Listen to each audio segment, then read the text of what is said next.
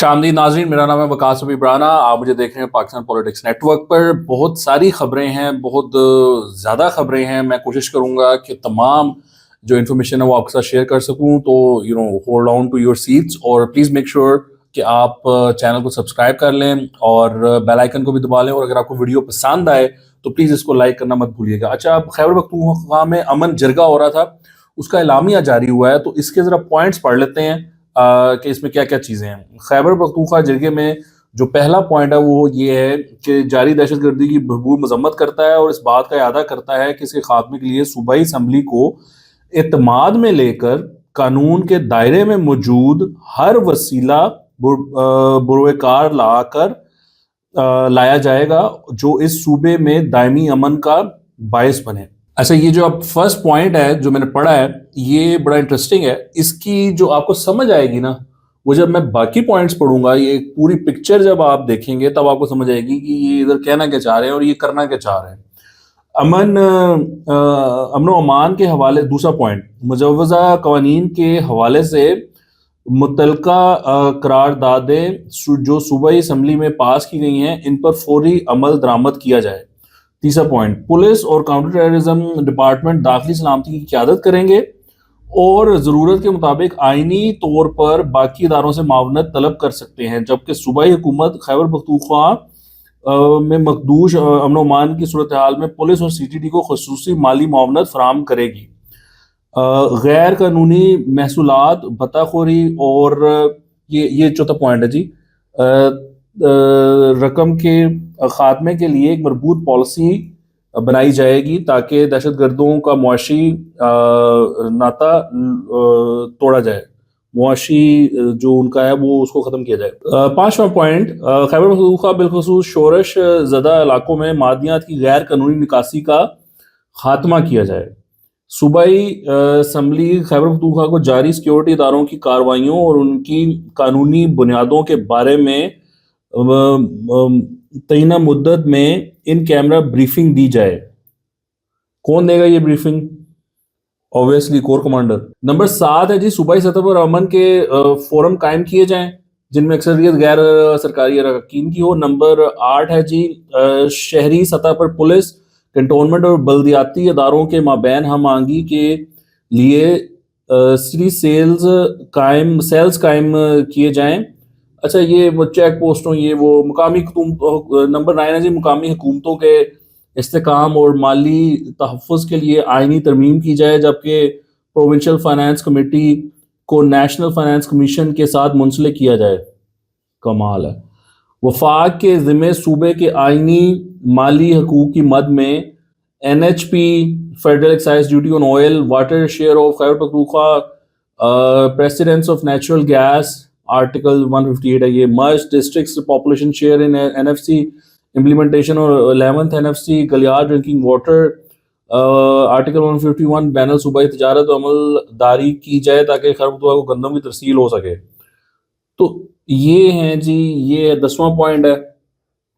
11वां point है जी, खैबर पख्तूनख्वा में जिरगा तजवीज़ करता है कि सूबाई हुकूमत और सूबाई असम्बली सूबाई एक्शन प्लान मुरतब करे। पाक अफगान बॉर्डर के तमाम तारीखी तजारती रास्तों को हर किस्म की तजारत के लिए फिल फोर खोल दिया जाए। स्मगलिंग का रास्ता खोल दिया जाए, इधर से भी स्मगलिंग हो और जो बाकी रूट्स हैं उधर से भी स्मगलिंग हो, कोई ना रोके हमें, कोई ना पूछे हमें। पाक अफगान खारजा पॉलिसी बनाने में वफाक सूबाई हुकूमत से मुशावरत करे और सफारतकारी को तरजीह दे।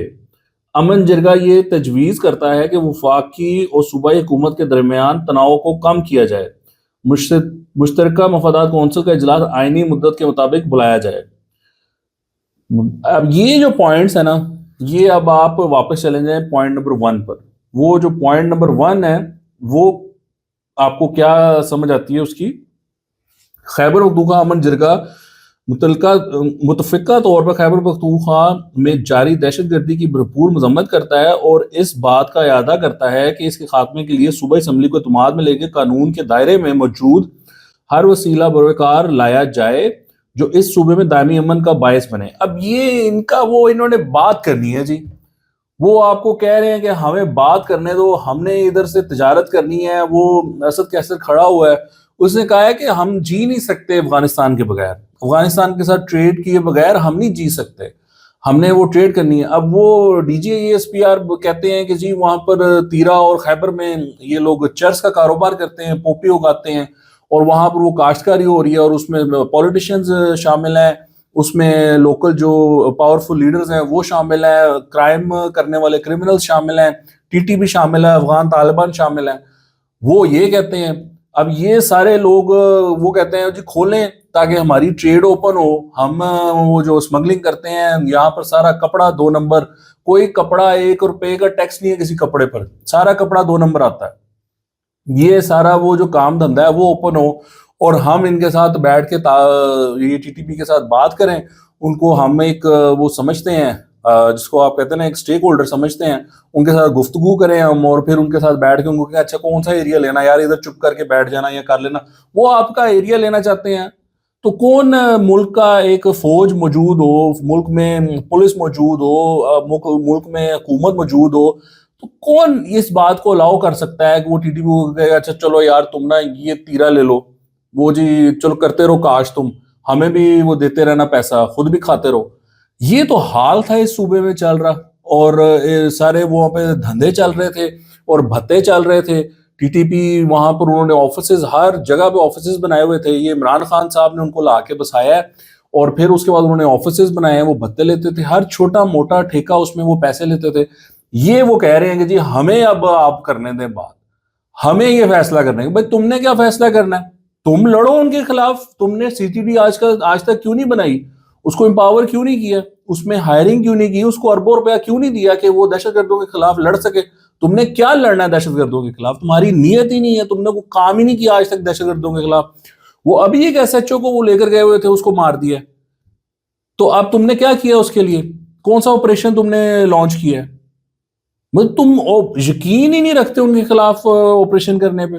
تم کہتے ان سے بات کر لو, ان سے جب بات کی ہے انہوں نے اپنے فائدے کے لیے باتیں منوائی ہیں, اور وہ اور پاورفل ہوئے ہیں. وہ جب ان سے بات کی ہے, it is the worst thing you can do is to talk to TTP. کیا فائدہ ہوگا اس سے, کیا فائدہ ہوا ہے اس سے؟ اب وہ جنید اکبر نے ادھر امن جرگہ میں کھڑے ہو کے بتا دیا ہے کہ عمران خان لے کر آیا تھا یہ دہشت گردوں کو. اس نے کہا باجوہ اور فیض ملے ہوئے تھے, انہوں نے کہا عمران خان کو کہ وہ لانے پڑیں گے کیونکہ افغانستان میں وہ امریکہ چلا گیا ہے, اور افغانستان حکومت اس قابل نہیں ان کے خلاف ایکشن لے سکے یا ان کو مینج کر سکے, تو ان کو واپس لا کے بسائیں گے, ان کی فیملیز کو بسائیں گے, اور پھر ان کو نوکریاں دیں گے. اب مجھے بتائیں آپ, وہ یہ عمران, باجوہ, فیض, یہ تینوں نے مل کر یہ کام کیا, کیا رزلٹ نکلا ہے اس کا؟ جنید اکبر نے یہ یہاں تک کہہ دیا کہ اگلی گورنمنٹ کا اس میں کوئی لینا دینا نہیں تھا. اب آپ مجھے بتائیں کہ اس اتنا بڑا قدم اٹھا لیا, اس کا کیا رزلٹ ہے؟ کیا پاکستان میں دہشت گردی بڑھی یا کم ہوئی؟ خیبر پختونخوا میں کیا بھتے بڑھے یا کم ہوئے؟ کمال ہے, مذاق بنایا ہوا ہے. ملک ہے کہ کیا ہے, وہاں پر وہ لوگ ناکے لگا کے رکھتے ہیں, روڈز پہ انہوں نے قبضہ کیا ہوا ہے, ہر وہ جو تھانہ ہوتا ہے جب دل کرتے ہیں وہ اڑا دیتے ہیں. وہاں پر وہ اپنے آپ کو اتنا پاورفل کر رہے تھے, وہ ڈرون اٹیکس کر رہے تھے, چھوٹے ڈرونز کو لے کے وہ بامبس ڈراپ کر رہے تھے چیک پوسٹ پہ, تھانوں پہ. تو میں اب آپ کو یہ بتاؤں, یہ امن جرگے کا لامیہ اور یہ امن جرگہ, اس کا کوئی رزلٹ نہیں نکلنا. اسٹیٹ, فوج اور federal government, I think they are not going to respond to this امن جرگہ. وہاں پر جو دوسرے لوگ گئے ہیں ان کو انہوں نے بولنے بھی نہیں دیا, بات بھی نہیں کرنے دی ان لوگوں نے. تو یہ ان کا ڈرامے بازی تھی, یہ بس ایک یہی چیزیں انہوں نے کرنی تھی. این ایف سی میں ہمیں یہ دے دو, این ایف سی میں ہمیں وہ دے دو, ہمارا یہ کر دو, ہمارا وہ کر دو, ہمارے معدنیات. تمہارے کون سے معدنیات؟ ایک عجیب یہ ڈرامے بازی ان لوگوں نے لگائی ہوئی ہے, معدنیات معدنیات. تو اس کا رزلٹ یہ نکل رہا ہے کہ اس پہ کچھ بھی نہیں ہونا, یہ ایک ڈیڈ اینڈ ہے, اس کا کوئی فائدہ نہیں ہوگا. دوسری طرف جی جو اچک زئی صاحب ہیں, انہوں نے بیان دیا, انہوں نے کہا حکومت کا جینا حرام کر دیں گے. اپوزیشن نے احتجاجی تحریک شروع کرنے کا اعلان کر دیا. انہوں نے کہا جی اگلے جمعے سے ہم احتجاج شروع کر رہے ہیں, اور اگر انہوں نے ہم سے مذاکرات کرنے ہیں تو ہم اس کے لیے حاضر ہیں, لیکن ہم ان کا جینا حرام کر دیں گے. تو انہوں نے کہا جی ہم جو فورن ایمبیسیز ہیں ان کو لکھیں گے کہ اس حکومت کے ساتھ تمام کانٹریکٹس خالی کریں, ختم کریں. تو مبارک ہو, اب آپ کو جو ہے وہ इंटरनेशनल आइसोलेशन का सामना करना पड़ेगा। अचकज़ई साहब ने बहुत बड़ा ऐलान कर दिया है, सो लेट्स सी कि उनको कितनी कामयाबी होती है इसके ऊपर। सेनेटर अफनानुल्लाह का फटा हो गया जी। वो नवाज शरीफ साहब जा रहे थे और अफनानुल्लाह वहाँ पर उस घेरे में शामिल होने की कोशिश कर रहे थे, और उसी दौरान एक डीएसपी साहब ने उनको रोका और उन्होंने डीएसपी को पकड़ के उसके साथ फटा कर लिया और उसको पीछे किया। तो नवाज शरीफ साहब फिर उसमें इंटरवीन किया, उन्होंने कहा ओए ओए रुको रुको क्या कर रहे हो, और डीएसपी साहब को भी कहा कि ये सेनेटर साहब हैं, क्या हो गया। तो फिर अफनानुल्लाह साहब को ज़रा सुकून आया और उन्होंने उसको मामले को फिर वहाँ पर रोक दिया।